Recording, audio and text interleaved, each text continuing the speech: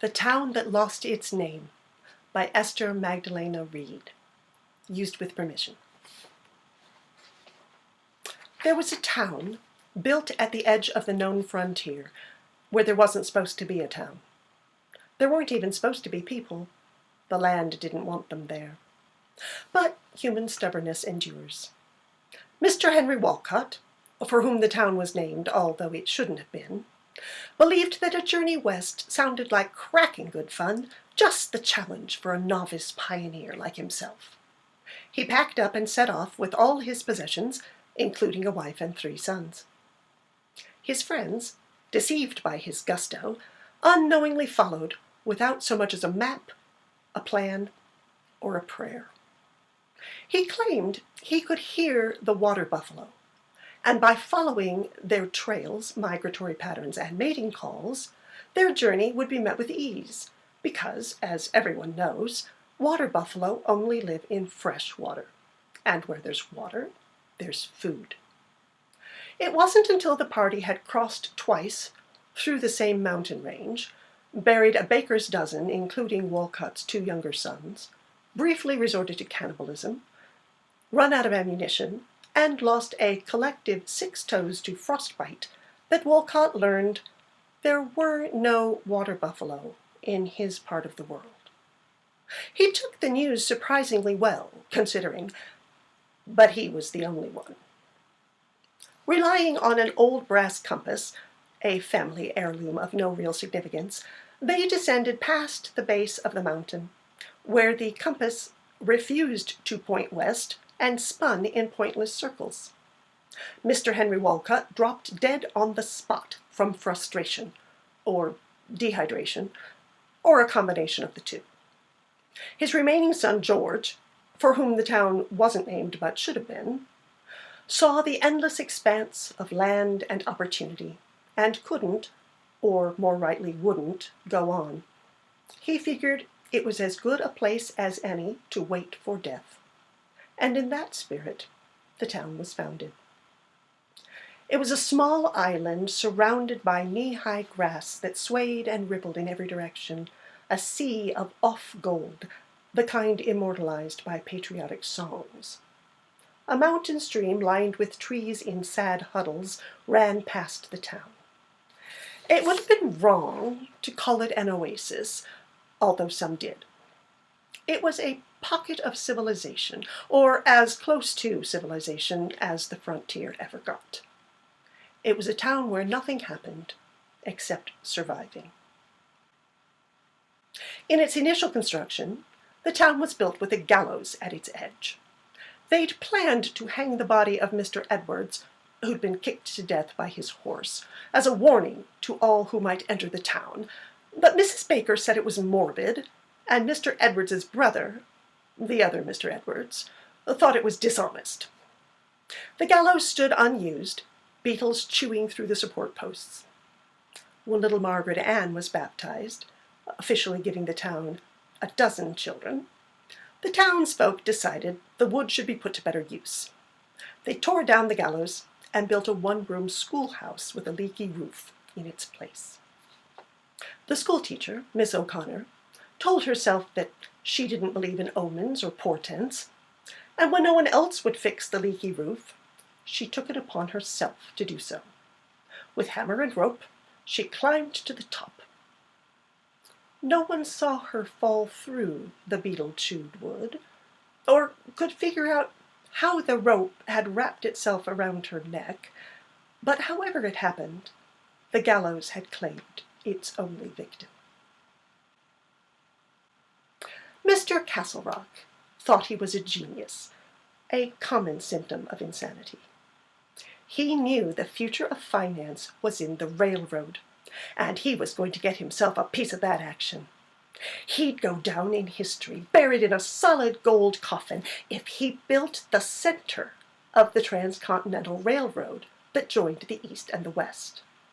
In secret, just outside of town, he worked with a nameless immigrant, unaware that he was more than 300 miles south of where the railroad would eventually pass him by.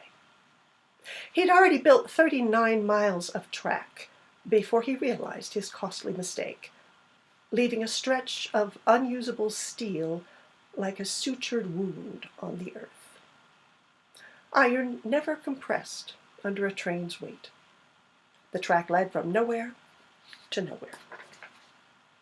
The boys of the town used to jump from rail to rail and dare little Margaret Ann to join them, but she was afraid of falling. Charles Humphrey used to say he could hear a train whistle on that unfinished track, 4:18 in the afternoon every Monday and Thursday, claimed he could set his watch by it, and often did. Twice a week, he would walk to the track and stand there like a traveler without his luggage.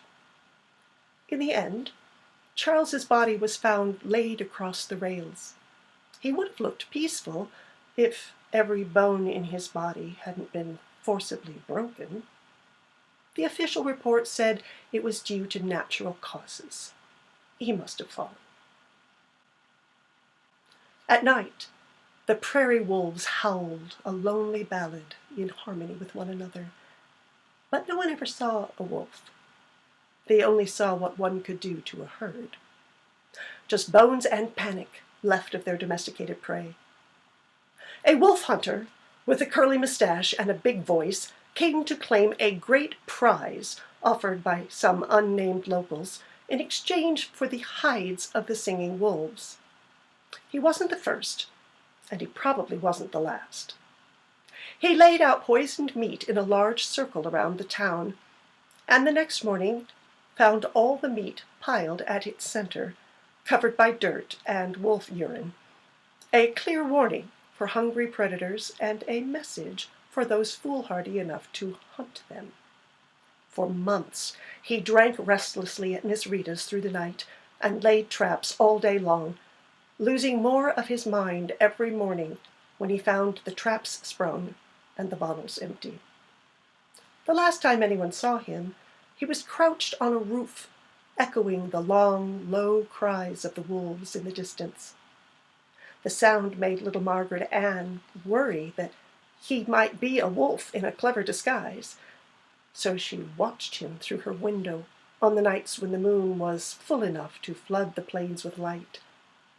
She always nodded off before she caught him transforming, and one morning he was gone.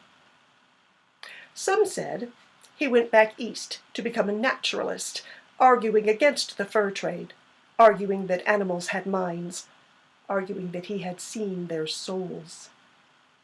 Others thought he stayed out there on the plains, howling at the reverberation of his own calls, and that there never were any wolves in the first place, just other lost hunters shouting at the moon.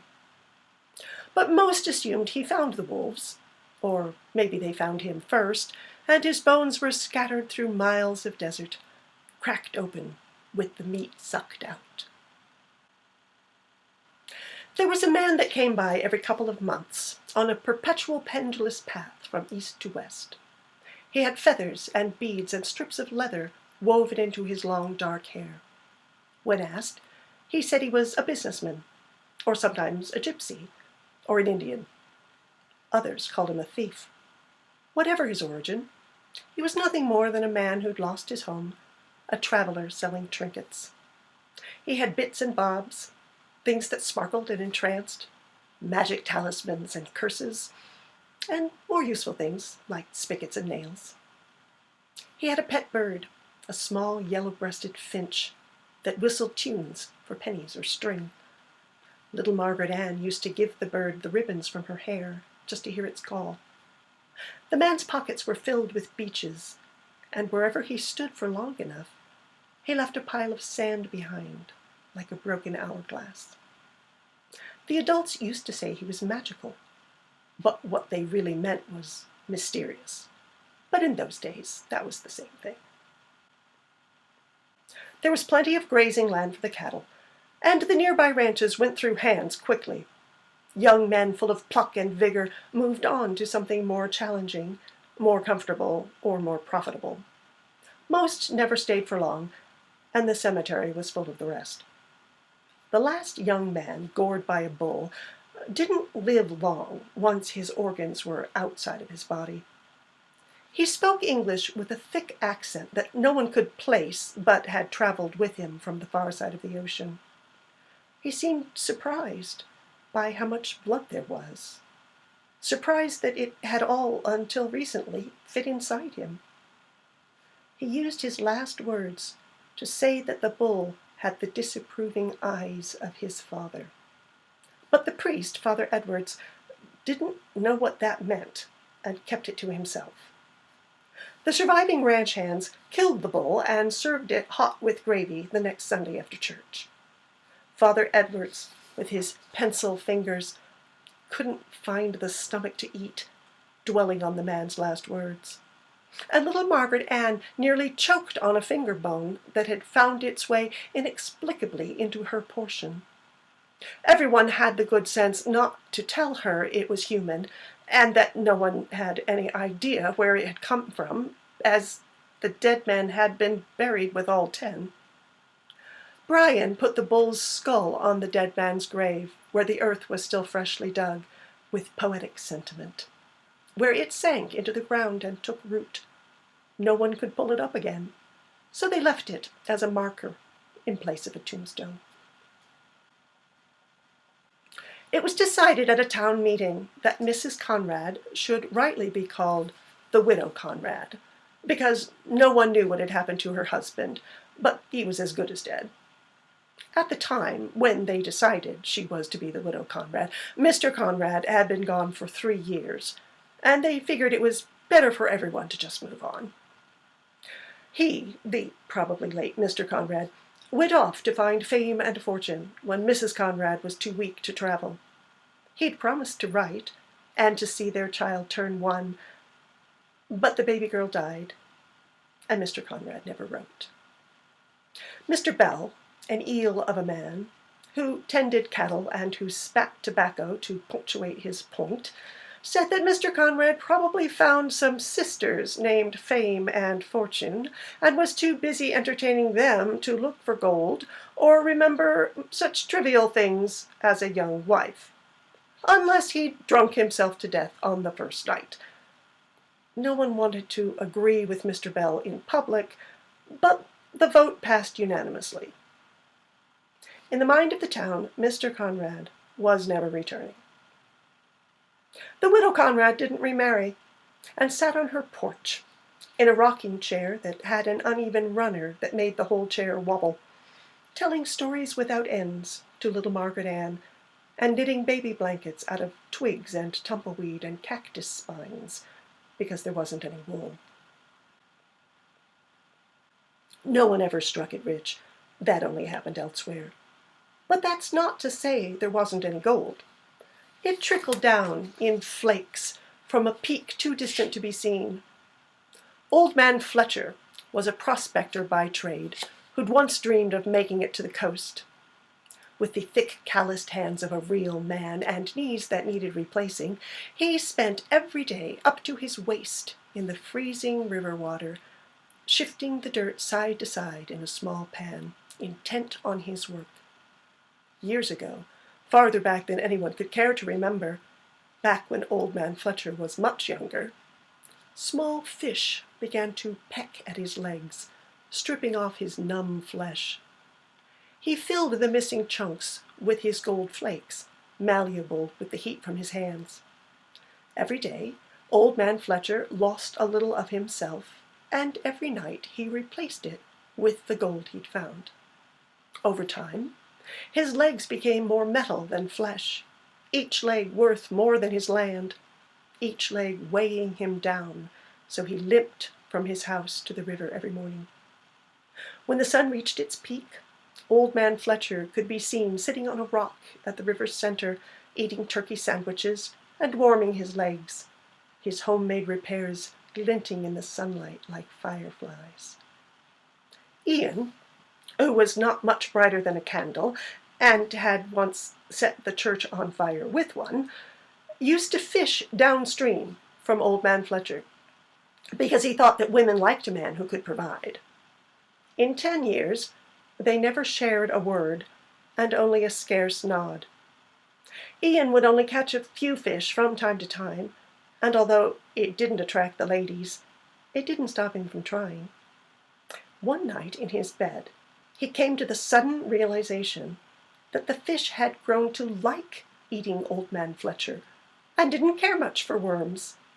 So he chopped off his own toe and dangled it in the stream. He caught more fish, to be sure, but he also caught something the doctor called septicemia and couldn't cure with leeches, and died within the week. Rumor said that Miss Birch poisoned her first 3 husbands and 2 of her suitors back east with a mysterious herb, but there wasn't any proof. It seemed to little Margaret Ann that things were always breaking in Miss Birch's house. The window, the door, the roof. Single men were always bringing her firewood, and the married men seemed to find excuses to invite her to tea when their wives were away. When she walked down the street, always with her black parasol, she turned every head, and whispers buzzed around her like the horseflies. It seemed like Mr. Wolcott, who claimed to be descended from the town's founder, even though there wasn't a shred of evidence to support the claim, was ready to propose to Miss Birch when he died. The next day, Miss Birch left town, taking all of the gifts Mr. Wolcott had given her, much to the disappointment of all the men who'd fixed her house over the years. None of the women in the quilting circle could honestly say they'd miss her. Miss Rita Redford, Miss, for she had never married and had no plans to, ran the only saloon in town, frequented by everyone from the priest and the town council to the local drunk and the farmhands. Ale ran from the taps in the bathroom, for the town had no running water, and Miss Rita served brunch until noon on Tuesdays and Thursdays. She didn't approve of prostitution or fighting, but never seemed to stop either when it happened in her back room. It was said that it hadn't been a good week if there wasn't at least one brawl at Miss Rita's. Miss Rita's hands were covered with scars from cleaning up the broken glass. Folks said that her brother, who none of them had met, was a bandit, the kind that robbed trains, and he'd never come to visit because there were no trains nearby. They said that's why she knew how and when to break up a barroom brawl, and after a whiskey or two, that logic started to make sense. She was strict about keeping the little ones away, for she believed that children shouldn't be exposed to drink, but always let little Margaret Ann fetch a bottle for her father, with the promise that he would receive it full. Once, Mr. Iron claimed he could taste black oil in his beer, and spent 6 months digging up the land behind Miss Rita's, because there must be a fortune out there. In the end, no oil was found, and Miss Rita made him fill in the hole because she was tired of staring at piles of dirt. Unfortunately, Mr. Hurley, who was the town drunk at the time and had the official papers to prove it, was resting his eyes in the hole when it was filled, turning Miss Rita's back garden into an unmarked cemetery for one. Little Margaret Ann's sister was bitten by a rattlesnake. She was pulling flowers off bushes because none grew on the ground. It didn't move, didn't shake its tail as a warning. It watched through narrowed slits in its triangular head. Coiled like a spring, it snapped forward.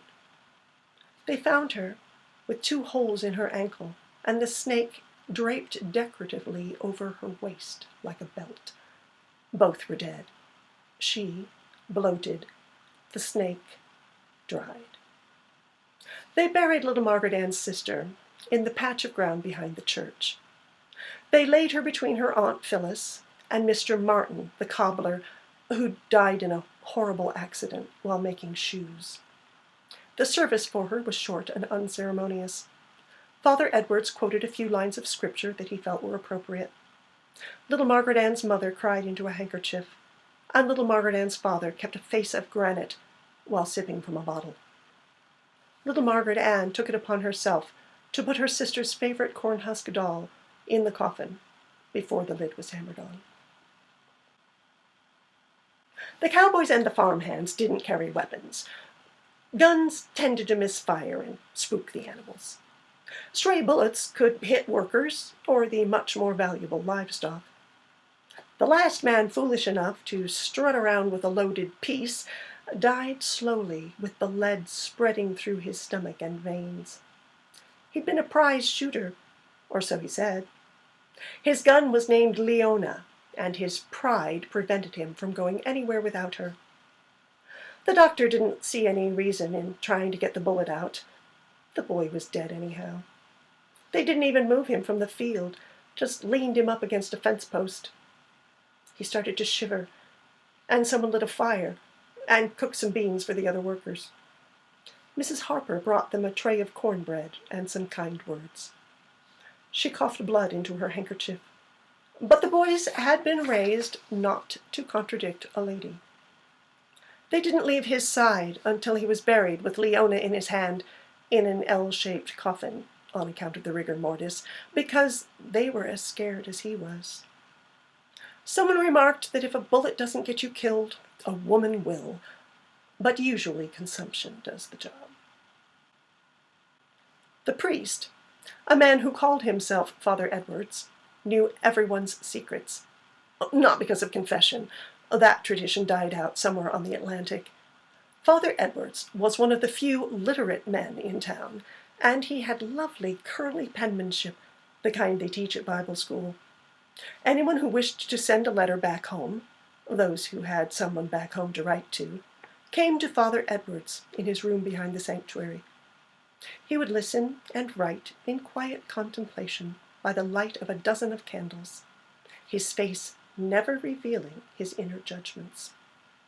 Father Edwards knew about Mr. Matthews's mistress, and Mrs. Daly's dead sister, and Mr. Parker's money troubles, and how little Margaret Ann loved a boy who raised horses and always smelled of straw. He never said a word in his small back room filled with the slight smell of incense. But the Sunday after he received or sent a letter, Father Edwards's sermon always shifted slightly toward adultery, or grief, or debt, or distant loves. The supply wagon with sugar and gossip from the East was due every other month, and no one had high hopes for its arrival. None of the others had. Mrs. Harper made do without sugar, mixing pine sap in with her world-famous cornbread batter for sweetness. Mr. Harper wouldn't eat supper without cornbread, so every evening Mrs. Harper could be seen through her kitchen window, bent over that stove, inhaling the wood chips and the steam from the cornbread. Her recipe was the best in the town, and though she'd never share her secrets, she would always bake an extra pan to buttery golden perfection for a neighbor. They never felt any guilt until she died, her lungs filled with blood and cornbread crumbs. And even then the grief was more for the lost cornbread than the lost woman. After Mrs. Harper's death, Mr. Harper probably would have starved to death, refusing to eat supper without his cornbread. But little Margaret Ann learned to make something that superficially resembled cornbread and delivered it every day. No one knows what happened to the town or how it lost its name, for no one knew quite where it was or where to start looking. Forgotten, unused. It didn't matter how permanent a record they thought they had left, as even the mountains were ground down by time's unrelenting patience. The ink on love letters and court dockets soaked through the paper, leaving words too faded to read, and the copper etchings, denoting the general store and Miss Rita's place, had long since rusted green. A university professor and his students charted the sun for months until their unquestionable evidence led them to believe the town had been paved under the asphalt of a parking lot outside a big box store, much like the recently uncovered arched spine of long-slain English royalty. But all their digging only turned up dirt. It was unlikely, edging on impossible, that the earth swallowed the town, buildings and all, like some landlocked Atlantis. But anything can happen, argued the president of a geological society. But no one would fund her research, even when she changed her theory to include mudslides. Skeptics and believers argue that the town still exists outside of space and time, or maybe that it never existed in the first place. And it wasn't because the town promised a great unfound treasure that people kept searching. They searched because there was a mystery, simply because there was something to search for. They were the kind of people who found a pair of legs made out of gold and claimed that the genetics would match Old Man Fletcher if only they had an original sample. Those who followed train tracks, hoping they'd find an end, or stirred sap into cornbread and were disappointed that it's not sweet. For in the end, it doesn't matter whether little Margaret Ann grew up to be a prostitute or a schoolteacher, whether she married the boy next door or if she headed further west, whether she lived to be 100 or if she was beaten to death before she was 20. Because one way or another, she never made a big enough mark on the world and faded through the history pages like dirt kicked up by the galloping stallions her first love once raised.